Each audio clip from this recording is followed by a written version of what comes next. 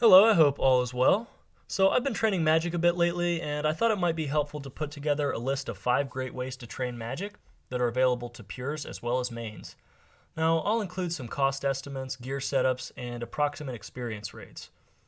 First, and I've talked about this in a recent video, barraging, or in the case of players with lower magic levels, bursting. This is a gear setup that I use for Dust Devils. Now, the plus 20 prayer bonus helps save money on prayer potions. Of course, mains do have more choices of locations to burst or barrage. Dust Devils are a pretty good option for pures, provided that they have at least level 65 Slayer. As a main, or a pure who has started but not completed Monkey Madness, so any player that has access to Ape Atoll without getting that dreaded defense experience, the tunnels below the island are a good option killing the Dust Devils, as there are plenty of them and multiple locations where you can barrage. Stacking 9 Dust Devils, though, you can expect to get about 135k experience per hour, and your profit really depends on what items you choose to pick up. If you pick up all the Vambrace's herbs as well as the battle staves and runes, you'll have to bank pretty often, driving down your experience rates but increasing your profits. While leaving those items on the ground will definitely increase your experience rates by not having to bank as often, it will result in a monetary loss. I kind of choose to meet somewhere in the middle, and I pick up Ranars, which I believe are worth around 7 or 8k each, and then everything more valuable than those. Things that are less valuable, such as lesser herbs and Vambraces, I leave on the ground. Overall, I've been making about 180k per hour doing this. The downside is that you do kind of have to pay very close attention, and each time you've killed the Dust Devils, you've got to run around, hit them with your darts again, get them aggressive, and restack them into the corner, and it's just kind of a rinse and repeat process. If you do have access to the Ape Atoll dungeon and the skeletal monkeys there, you'll probably get slightly more experience per hour than at Dust Devils because you don't have to go around each round re-tagging them and making them aggressive. They are naturally aggressive and will pile on you anyway. However, you will lose a lot more money because they don't drop anything. The same is true with the maniacal monkeys post Monkey Madness 2. Those give even more experience per hour. However, they also will cause you to lose money, as the only thing that they drop that's worth picking up is single dose prayer potions, which can help you and make your trips last longer, but they don't drop anything of substance to help offset the cost of barraging. Next is what I call combat alking. Now, I've talked about this before, but it has been quite some time. And here's the setup I use. You're going to want to maximize your magic offensive bonus, and for a pure, the best thing you can wear is Elder Chaos Druid robes. Basically, you're going to be fighting with offensive spells while casting alchemy in between casts. You're going to want to maximize the damage you can do by using a smoke battle staff and a cult necklace and a tormented bracelet. And how you're going to do this is fight an aggressive foe with auto retaliate on. I like metal dragons because with an anti-dragon shield and a sip of extended anti-fire, you take no damage and they aren't at any risk of really doing anything to you. Now, I can manage about 138k experience per hour using Fire Wave and a smoke battle staff.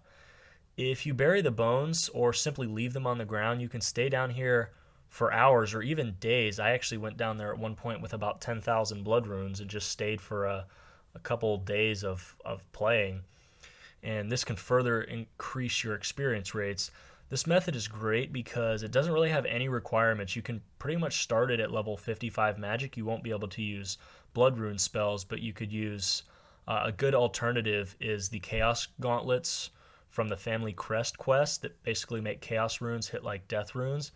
And you could use those with alchemy starting at level 55 magic. No prayer or slayer is needed, and you can really start it whenever. The other benefit of training here is that you have a chance of getting dragon legs, dragon skirts, hard or elite clue scrolls, or even the elusive dragonic visage.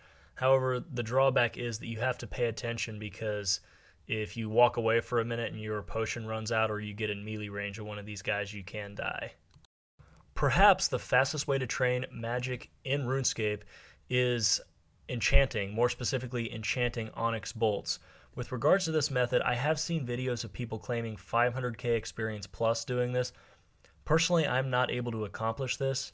I got about 223k experience per hour, which is the highest on my list here. Now, there are certainly people out there who can click much faster than me, and I wouldn't be surprised to see people getting closer to 300K per hour, but 223 is the best I could do on my average laptop with my clicking speed. Now, that's not to say that there aren't people out there that know more than me and have a way that they can do this much faster. This method is extremely click intensive, and if you really want to make the most of it, you need to be able to click extremely quickly, otherwise it isn't really worth it. The other large benefit besides the high experience rate is the very high profitability.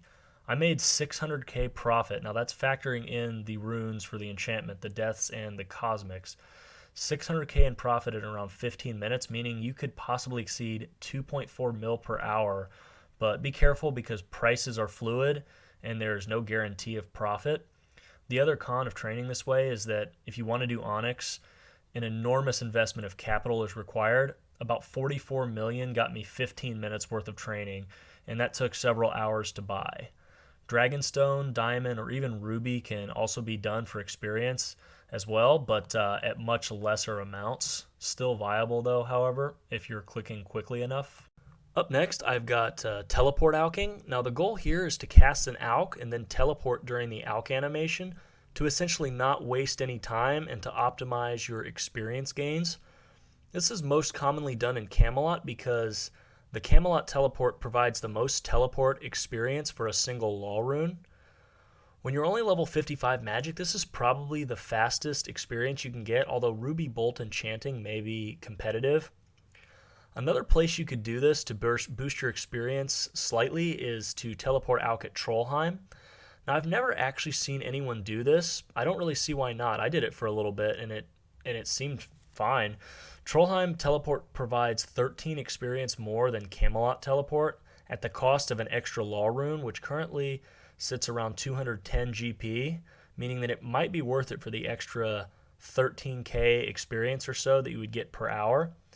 Camelot Tele-Alking should earn around 120k experience per hour, while Trollheim Teleport Alking should give about 133k experience per hour.